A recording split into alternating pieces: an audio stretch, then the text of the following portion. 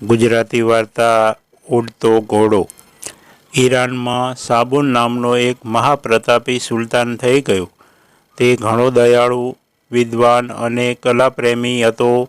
તેની પાસે સમૃદ્ધિનો પાર નહોતો। તે કોઈને ખાલી હાથ જવા ન દેતો। આ સુલતાનને રૂપના અંબાર જેવી 3 શાહજાદીઓ અને એક સોહામણો શાહજાદો હતો। તેના રાજ્યમાં એક નવરોજ અને બીજો શરદ ઋતુનો મિરગન એમ 2 તહેવારો ખૂબ જ ધામધૂમથી ઉજવાતા હતા। આ બંને તહેવારોને દિવસે તે ખુલ્લે હાથે દાન દેતો હતો। તે દિવસે આ સુલતાન રાજ્યના ભંડારો પ્રજાજનો માટે ખુલ્લા મૂકી દેતો હતો। લોકો પણ તે દિવસે તેને પગે લાગવા માટે ઘણે દૂરથી આવતા।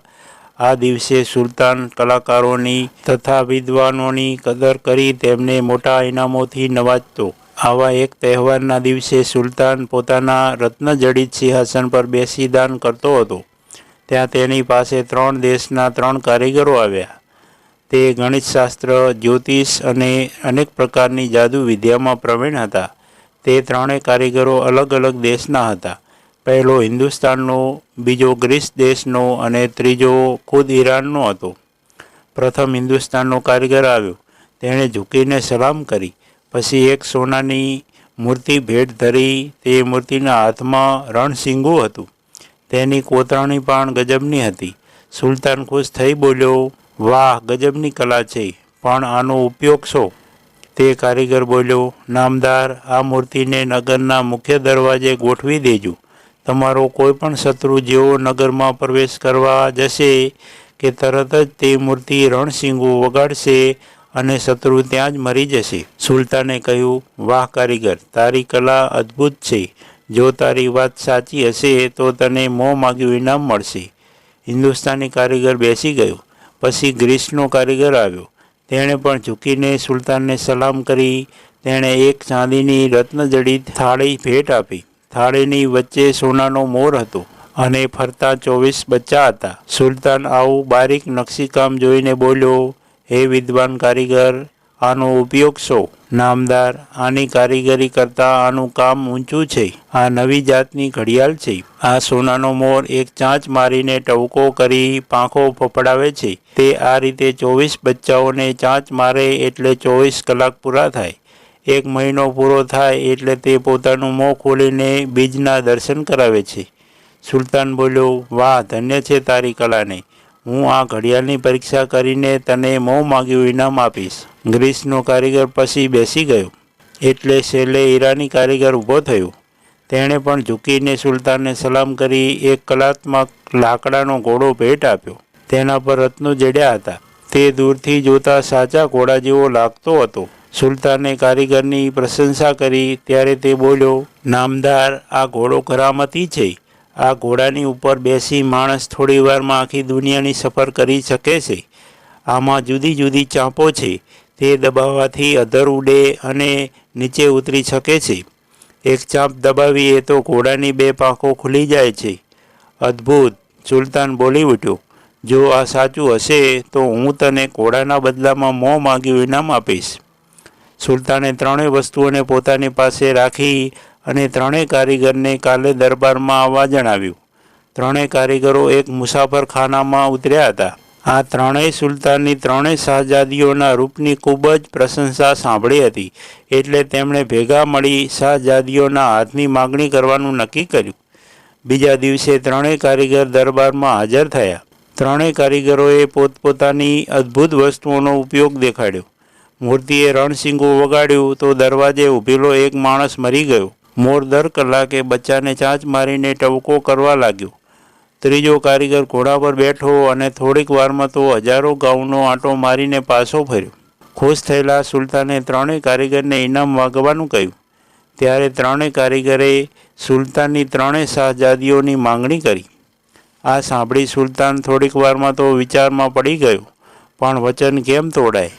તે તો કલાનો સાચો કદરદાન હતો એટલે તેણે હસીને કહ્યું, તમારી ઈચ્છા જરૂર પૂરી થશે, પણ હાલ મારો પુત્ર બહારગામ ગયો છે। તે આવે પછી 3 શાહજાદી સાથે તમારી શાદી થઈ જશે। ત્યાં સુધી તમે શાહી મહેલમાં મારા મહેમાન બનો। 3 કારીગરો ખુશ થઈ ગયા। પછી સુલતાને વજીરને શાદીની તૈયારી કરવાની આજ્ઞા આપી. પોતે ત્રણેય કારીગરોને શાહી મહેલે લઈ ગયો. આ બાજુ ત્રણેય શહજાદીઓ કારીગરની અદ્ભુત વસ્તુ જોવા દરબારમાં આવી પડદા પાછળ બેઠી હતી. તેમણે પણ આ વાત સાંભળી. મોટી બે શહજાદીઓને તો કોઈ વાંધો ન હતો, કારણ તેમાંના બે કારીગર જુવાન અને સોહામણા હતા. તે દેખાવે શાહજાદા જેવા લાગતા હતા, પણ જ્યારે ત્રીજી અને નાની શહજાદીનો ભાવિ ખાવિદ ઘરડો હતો. તેના વાળ સફેદ અને ચામડી પર કરચલીઓ પડી ગઈ હતી. તે દેખાવે બિહામણો લાગતો હતો. તે તો પોતાના ભાવિ ખાવિદને જોઈ દુઃખી થઈ ગઈ. તે પોતાના રૂમમાં જઈને ધ્રુસકે રડવા લાગી. આ ત્રણેય બહેનને એક જ ભાઈ હતો. તેનું નામ કમર અલ અકમાર હતું, જેનો અર્થ ચાંદનો પણ ચાંદ થાય છે. તે 3 દિવસ બાદ બહાર ગામથી મહેલે આવ્યો. તે બધાને મળતો છેલ્લે પોતાની નાની બહેનને મળવા આવ્યો. ત્યારે એણે બહેનની આંખો સૂજેલી જોઈ. તેની આંખો રડીને લાલ ગુમ થઈ ગઈ હતી. એટલે તેણે બહેનને રડવાનું કારણ પૂછ્યું. ત્યારે બહેને કહ્યું, ભાઈ, મને અબ્બાજાન એક ઘરડા માણસ સાથે પ્રણાવે છે, કારણ તેણે અબ્બાજાનને એક જાદુઈ ઘોડો આપ્યો છે. તેમણે ખુશ થઈ આવી મામૂલી ભેટના બદલામાં પુત્રીના અરમાનોને કચડી નાખવાનું વચન આપ્યું છે. એટલે હવે હું તે શાદી કરવા કરતાં મરી જવાનું વધુ પસંદ કરીશ. શાહજાદાએ પોતાની બહેનને સાની રાખી. પછી પોતે પિતા પાસે ગયો અને જાદુઈ ઘોડો જોવા માંગ્યો અને પિતાને ચોખ્ખા શબ્દોમાં કહી દીધું કે આવી મામૂલી ભેટના બદલામાં કાંઈ પુત્રીના અરમાનોને કચડી નખાતા હશે. સુલતાને તરત ઈરાની કારીગરને બોલાવી બધી વાત કરી. ઘરડો કારીગર ગુસ્સે થઈ ગયો, પરંતુ તેણે ગુસ્સો મોઢા પર કળવા ન દીધો. તેણે ચૂપચાપ ઘોડો શાહજાદાને દેખાડ્યો. શાહજાદો તો ઘોડાની લગામ પકડીને છલાંગ મારી ઉપર બેસી ગયો. કારીગરે તેને ઉડવાની કળ દબાવવાનું શીખવાડ્યું કે તરત જ શાહજાદાએ તે કળ દબાવી દીધી ને ઘોડો સડસડાટ આકાશમાં ઉડવા લાગ્યો. થોડી વારમાં તો તે આંખોથી ઓજળ થઈ ગયો. ઘણી વાર થઈ પણ શાહજાદો પાછો ન આવ્યો. ત્યારે સુલતાને ચિંતા થવા લાગી. ત્યારે તેણે કારીગરને પૂછ્યું, શાહજાદો પાછો કેમ ન આવ્યો? તે ઘરડા કારીગરે કહ્યું, નામદાર, શાહજાદાને મેં ઉડવાની કળ બતાવી અને નીચે ઉતરવાની કળ બતાવું તે પહેલાં તો તે આકાશમાં ઉડી ગયા. આ સાંભળતા સુલતાન ખૂબ જ ગુસ્સે થઈ ગયો. તેણે તરત જ સૈનિકોને હુકમ કર્યો, આના પગના તળિયા ઉપર નેતરની સોટીના 100 ફટકા મારો અને પછી તેને જેલમાં પૂરી દો. શાહજાદો પાછો આવે પછી જ તેને છોડવો. સૈનિકોએ તરત જ સુલતાનના હુકમનું પાલન કરી તેને જેલમાં ધકેલી દીધો. સુલતાન અને તેનું આખું કુટુંબ ખૂબ જ કલ્પાંત કરવા લાગ્યું અને શાહજાદાની પાછા આવવાની રાહ જોવા લાગ્યા. આ બાજુ શાહજાદો આકાશમાં એટલો ઊંચે ઉડવા લાગ્યો કે પૃથ્વી તેને નારંગી જેવી દેખાવા લાગી. તે ખુદાને યાદ કરતો નીચે ઉતરવાની કળ શોધવા લાગ્યો. અચાનક ઘોડાની ડાબી બાજુએ હાથ ફેરવતા કોઈ કળ મળી ગઈ અને તે દબાવતા જ ઘોડો નીચે ઉતરવા લાગ્યો. હવે શાહજાદાનો જીવ હેઠો બેઠો. તેનામાં હિંમત આવી. તેણે ધીરે બધી કળો ચકાસી લીધી. હવે તે આરામથી આકાશમાં ઉડવા લાગ્યો. તે આખો દિવસ આકાશમાં ઉડતો રહ્યો. તેણે સેંકડો અદ્ભુત નગરો જોયા, ઊંચા પર્વતો જોયા, નદીઓ જોઈ. સાંજે તે નીચે ઉતરવાનો વિચાર કરતો હતો ત્યાં તેણે ઊંચા મિનારાવાળું એક સુંદર નગર જોયું. નગરની બરાબર વચ્ચે આરસનો ભવ્ય મહેલ અને તેની ફરતે એક કોટ હતો. તે કોટમાં ફક્ત 4 દરવાજા હતા. આખા નગરમાં અંધકાર છવાઈ ગયો હતો. બધા ઊંઘી ગયા હતા. ત્યારે શાહજાદાએ પોતાનો ઘોડો મહેલની અગાશીમાં ઉતાર્યો. તેણે કડકડીને ખૂબ જ ભૂખ લાગી હતી. તે દબાતા પગલે અંદર જવા લાગ્યો. બારણા આગળ એક ખોજો ખુલ્લી તલવારે ઊંઘતો હતો. શાહજાદાએ તે તલવાર લઈ અંદર ગયો. ત્યાં આરસના મેજ પર સોનાના થાળમાં ફળો હતા. શાહજાદાએ તરત ફળો ખાવા માંડ્યા. પછી તેણે પાણી પીધું. પછી ધીરે રહી તેણે રેશમી પડદો હટાવ્યો તો અંદર હીરા જડિત હાથીદાંતના પલંગ પર એક રૂપના અંબાર જેવી સુંદરી સૂતી હતી. એના રેશમી વાળ પણ આજુબાજુ વિખરાયેલા હતા. આવું અનુરૂપ સૌંદર્ય જોઈને શાહજાદાના દિલની ધડકનો વધી ગઈ. આ સુંદરીના પલંગ પાસે 4-5 રૂપાળી બાંધીઓ સૂતી હતી. શાહજાદો ધીરે પગલે સુંદરીના પલંગ પાસે ગયો અને તેના મુખને એકીટસે જોવા લાગ્યો. અચાનક સુંદરીની આંખ ઉઘડી ગઈ. બંનેની આંખો ટકરાતા બંને એકબીજાના પ્રેમમાં મગ્ન બની ગયા. સુંદરી ધીમે રહીને બોલી, ઓહ, તમે કોણ છો અને અહીં કેવી રીતે આવ્યા? શાહજાદાએ તેને પોતાની ઓળખાણ આપી અને બધી વાત જણાવી. સવાર થતાં જ વાત બાદશાહના કાને પડી. તેમણે પોતાની કુંવરીને તથા તે શાહજાદાને નીચે બોલાવવાનું કહ્યું. બાદશાહનો હુકમ થતાં જ બંને નીચે ગયા. શાહજાદો તરત બાદશાહ આગળ વિનયથી ઝૂક્યો. બાદશાહે પૂછ્યું, તું કોણ છે અને અહીં કેવી રીતે આવ્યો? હું ઈરાનના સુલતાનનો શાહજાદો છું. તો પછી તારે ચોરની માફક અહીં આવવાને બદલે બધાની વચ્ચે આવીને મારી પુત્રીના હાથની માંગણી કરવી જોઈએ. શાહજાદો બોલ્યો, તમારી વાત સાચી છે નામદાર. બાદશાહે કહ્યું, હે શાહજાદા, હું તને છોડી મૂકું તો મારી બેટીને કલંક લાગશે. માટે તું આ પહેલાં મારા નગરમાં કંઈક પરાક્રમ કરી બતાવ કે જોનાર ચકિત થઈ જાય. જરૂર નામદાર, હું એકલા હાથે તમારા લશ્કરને હરાવીશ. આ સાંભળી બાદશાહ તો ઘણો ખુશ થઈ ગયો. તેણે બીજે દિવસે મેદાનમાં આખી સેનાને હાજર કરી. શાહજાદો ઘોડા પર બેસી મેદાનમાં આવી ગયો. પછી આકાશમાં આમ તેમ ઉડવા લાગ્યો. સેનાના બધા તેને ફાટી આંખે જોવા લાગ્યા. તેણે એકલે હાથે આખી સેનાને પરાસ્ત કરી. થોડી વારમાં બધા છૂટા પડ્યા. બાદશાહ મહેલે આવ્યો. શાહજાદી ધુસકે ધુસકે રડવા લાગી. બાદશાહે તેને ઘણું આશ્વાસન આપ્યું, પરંતુ આ તો દિલનું દર્દ. આશ્વાસનથી થોડું ઓછું થાય. શાહજાદીની તડપ વધી ગઈ. આ બાજુએ શાહજાદાએ પોતાના નગરની દિશા પકડી, પરંતુ તેનું દિલ તો સનાનગરની શાહજાદી પાસે રહી ગયું. બીજા પહોરે તો શાહજાદો પોતાની રાજધાનીમાં પહોંચી ગયો. તેણે જોયું તો ઘરના બધા ચિંતાતુર અને નિરાશ થઈ ગયા હતા. ત્યાં જ બધાની નજર બારણામાં ઊભેલા શાહજાદા પર પડી કે તરત જ તેઓ આશ્ચર્યથી ચકિત થઈ ગયા. તેમણે બધાને તો આ સ્વપ્ન જ લાગતું હતું. શાહજાદો ધીમો ધીમો આગળ આવ્યો અને મા બાપને પગે લાગ્યો. બધાની આંખમાં હર્ષના આંસુ આવી ગયા. બીજે દિવસે સુલતાને તેની ખુશાલીમાં શહેરને શણગારી બધાને જમાડ્યું. ગરીબોને ખેરાત આપી. પછી શાહજાદાના કહેવાથી સુલતાને ઈરાની કારીગરને કેદમાંથી છોડી દીધો અને તેને કેદમાં નાખ્યાની ભૂલ સમજાઈ. સુલતાને તેને મોં માગ્યું ઇનામ આપ્યું. સમય વીતતો ગયો. શાહજાદાને તો પેલી સનાનગરની શાહજાદીની યાદ સતાવા લાગી. એક રાતે બધા સૂતા હતા ત્યારે શાહજાદો ઘોડા પર બેસી સનાનગરના બાદશાહના મહેલની અગાશીમાં ઉતર્યો અને દબાતા પગલે શાહજાદી પાસે ગયો અને તેના ગાલ પર પોતાના હોઠ ચાંપી દીધા. તરત શાહજાદી જાગી ગઈ. એકબીજાને જોઈ બંનેના દિલ નાચી ઉઠ્યા. શાહજાદી તો શાહજાદાને જોઈ બધું ભૂલી ગઈ. બંને જણા ઘણીવાર સુધી બેસી પ્રેમ અને વિયોગની વાતો કરવા લાગ્યા. તેઓ પ્રેમમાં શાન ભાન ભૂલી મસ્તી કરવા લાગ્યા. તેમની મજાક મસ્તીથી બાંદીઓ જાગી ગઈ. બાંદીઓએ તેમને ફળો આપ્યા. બંને એકબીજાને આગ્રહ કરીને ખવડાવવા લાગ્યા. બાંદીઓ પણ તેમના મિલનથી ખુશ હતી. સવાર થતાં શાહજાદાએ ઘેર જવાની રજા માગી. ત્યારે શાહજાદી રડવા લાગી ને બોલી, હે પ્રાણથી પણ પ્યારા શાહજાદા, તમારા વગર હું પળવાળ પણ નહીં જીવી શકું. માટે તું મને સાથે લઈ જા. બાંદીઓએ પણ શાહજાદાને પોતાની માલિકણને સાથે લઈ જવા કહ્યું. તમારા વિયોગથી તો શાહજાદી ઝૂરી ઝૂરીને રહે છે. તે ધરાઈને ખાતી પણ નથી. જો તમારા વિયોગમાં એ મરી જશે તો એનું પાપ તમને લાગશે. માટે મહેરબાની કરી તમે શાહજાદીને તમારી સાથે લઈ જાઓ. બાંદીની વાત સાંભળી શાહજાદો બોલ્યો, ચાલો, હું તમારી શાહજાદીને મારી સાથે લઈ જાઉં છું. બાંદીઓ તરત શાહજાદીને શણગારવા લાગી. શાહજાદો શાહજાદીને લઈ ઘોડા પર બેસી કળ દબાવી દીધી. ઘોડો ઉડ્યો કે તરત બાંદીઓ ચીસ પાડવા લાગી. એટલે બધા જાગી ગયા. ખોજો પણ ઊંઘમાંથી જાગી બાદશાહ પાસે દોડી ગયો. બાદશાહ તરત અગાશીમાં આવ્યો.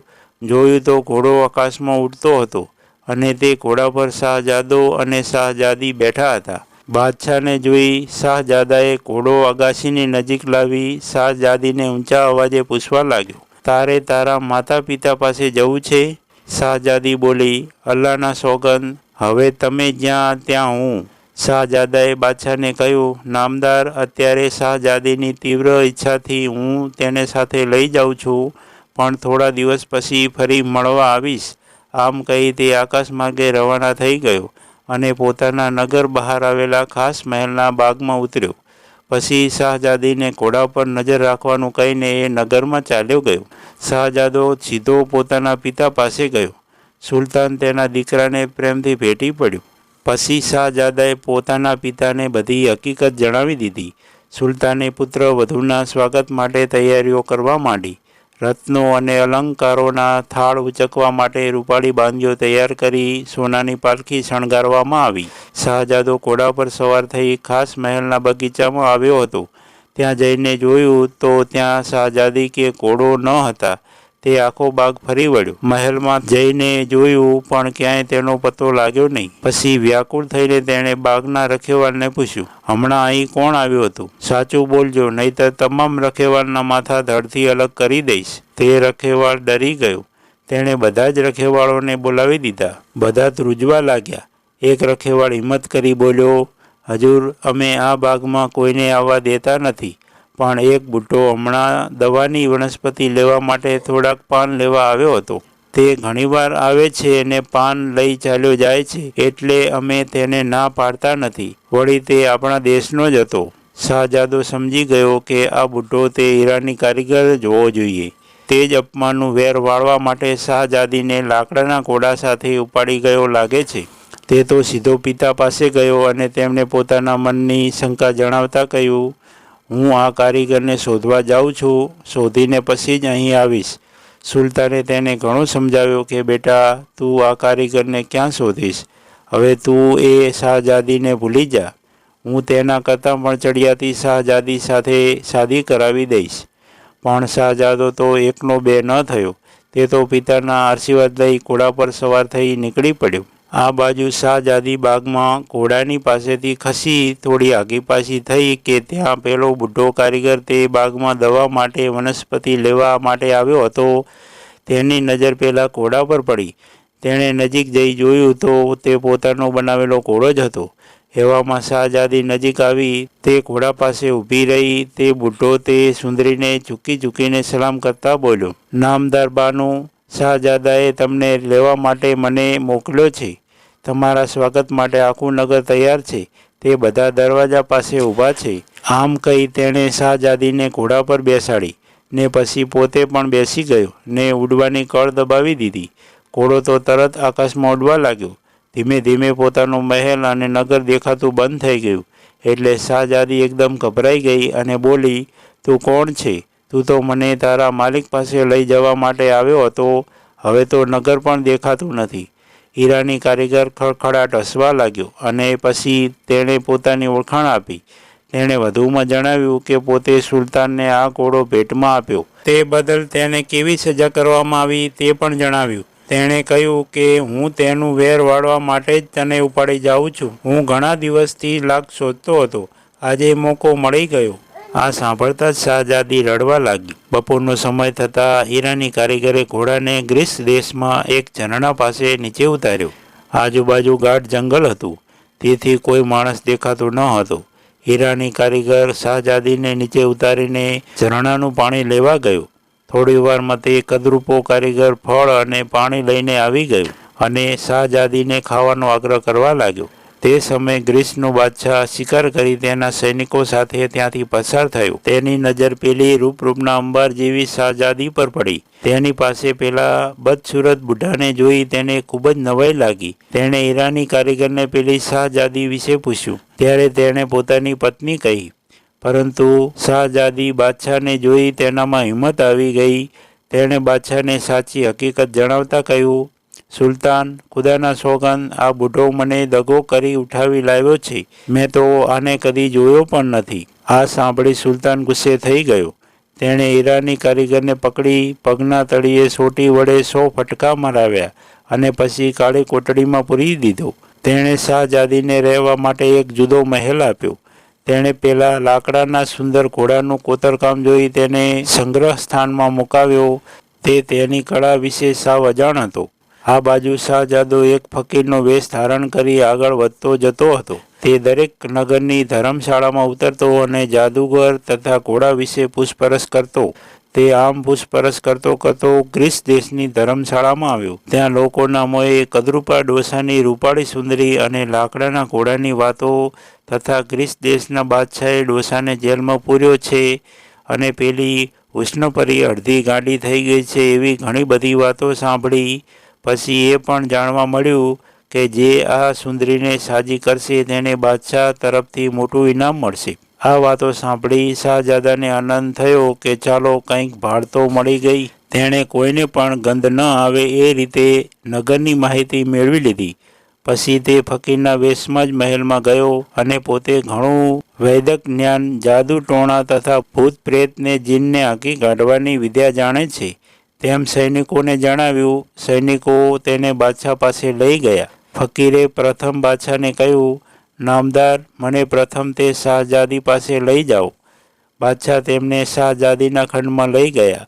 ફકીરે બધાને ખંડની બહાર રહેવા જણાવ્યું. પછી તે ખંડમાં શાહજાદી આગળ આવ્યો. તે શાહજાદીની હાલત જોઈ ખૂબ જ દુઃખી થઈ ગયો. તેણે ખંડમાં ઊભા રહી મંત્રો બોલવા લાગ્યો. મંત્રની વચમાં તે પોતાનું નામ કમર અલ અકમાર છો એવું પણ જણાવ્યું. શાહજાદી તો નામ સાંભળી તરત બેભાન થઈ ગઈ. ફકીર તરત તેના કાનમાં બોલ્યો, તું ધીરજ રાખ, હું તને લેવા જ આવ્યો છું. તું બાદશાહ કહે તે પ્રમાણે કર. આમ કહી તે બહાર આવ્યો અને બોલ્યો, નામદાર, બહુ ખરાબ વાત છે. આ સુંદરીને તો ભયંકર જીનનો વરગાડ છે. એ તો સુંદરીનો જીવ લેવા માગે છે. હું આ જીનને અવશ્ય ભગાડીશ. આ જીનને હું કોઈ વસ્તુમાં ઉતારી દઈશ જેથી તે બીજા કોઈને હેરાન કરે નહીં. પછી તેણે બાદશાહને પૂછ્યું, મહારાજ, આ શાહજાદી અહીં કેવી રીતે આવી? બાદશાહે ફકીરને બધી હકીકત જણાવી અને ઉડતા ઘોડાની તથા બુઢા કારીગરની પણ વાત કરી. ફકીરે આ શાહજાદીના શરીરમાં રહેલા જીનને ઘોડામાં ઉતારવાનું નક્કી કર્યું. આ માટે તેણે અમુક સામગ્રી મંગાવી. પછી તેણે મહેલના ચોકમાં લાકડાના ઘોડાને મંગાવ્યો અને તેની ફરતે કુંડાળું દોરી ચારે બાજુ અગ્નિ પ્રગટાવ્યો. પછી તેમાં લોબાન નાખી ધૂપ કર્યો, જેનો ચારે બાજુ ધુમાડો ફેલાઈ ગયો. તેણે શાહજાદીને સુંદર વસ્ત્રાલંકારમાં સજ્જ કરી બોલાવી. પછી તેને ઘોડા પર બેસાડીને મંત્ર બોલતા બોલતા 7 વખત ઘોડાની આસપાસ આંટા મારવા લાગ્યો અને ઘોડા પર હાથ ફેરવતો રહ્યો. તેણે ઉડવાની કળ બરાબર તપાસી લીધી. પછી તે જોરથી બોલ્યો, સુલતાન, હું શાહજાદીમાં રહેલા જીનને ઘોડાના શરીરમાં ઉતારું છું. આમ કહી તેણે અગ્નિમાં ખૂબ જ લોબાન નાખ્યું. ચારે બાજુ ધુમાડાના ગોટે ગોટા સવાઈ ગયા. એટલે તે શાહજાદીની પાછળ ઘોડા પર બેસી ઘોડાની ઉડવાની કળ દબાવી આકાશમાં ઉડવા લાગ્યો અને ચક્કર મારતા બોલ્યો, નામદાર, હું શિરાજ શહેરનો શાહજાદો છું. આ શાહજાદી મારી પ્રિયતમા છે. અમારી શાદી થવાની હતી ત્યાં પેલો બુઢ્ઢો આ શાહજાદીને ઘોડા સાથે ઉઠાવી ગયો. હવે મને મારી શાહજાદી મળી ગઈ છે. તમે ચિંતા કરતા નહીં અને કોઈ શોધખોળ કરાવતા નહીં. આમ કહી તે આંખના પલકારે અદૃશ્ય થઈ ગયો. તે ઉડતો ઉડતો પોતાની રાજધાનીમાં આવ્યો. સુલતાન પોતાના પુત્ર અને પુત્રવધૂને જોઈ ખૂબ જ રાજી થઈ ગયા. પછી પોતાના શાહજાદાના લગ્ન ખૂબ જ ધામધૂમથી કરવામાં આવ્યા. તેમણે સનાના બાદશાહને પણ નિમંત્રણ મોકલ્યું. આખા નગરમાં 2 મહિના સુધી ઉત્સવ ઉજવાયો. ગરીબોને ખૈરાત કરાઈ. સનાના બાદશાહે પોતાની બેટીને કિંમતી ભેટ સોગાદો આપી. તે 2 મહિના સુધી શિરાજ શહેરમાં રહ્યો. સુલતાને તેની ખૂબ સરાહભરા કરી. પછી તે પોતાના નગરમાં પાછો ફર્યો. સુલતાને પોતાની રાજગાદી પોતાના શાહજાદાને સોંપી દીધી. તેણે ઘણા વર્ષો સુધી રાજ ચલાવી પ્રજાને સુખી કરી. મિત્રો, આવી દરરોજ નવી વાત સાંભળવા માટે સબસ્ક્રાઈબ કરો, શેર કરો. ધન્યવાદ. જય હિન્દ, જય ભારત.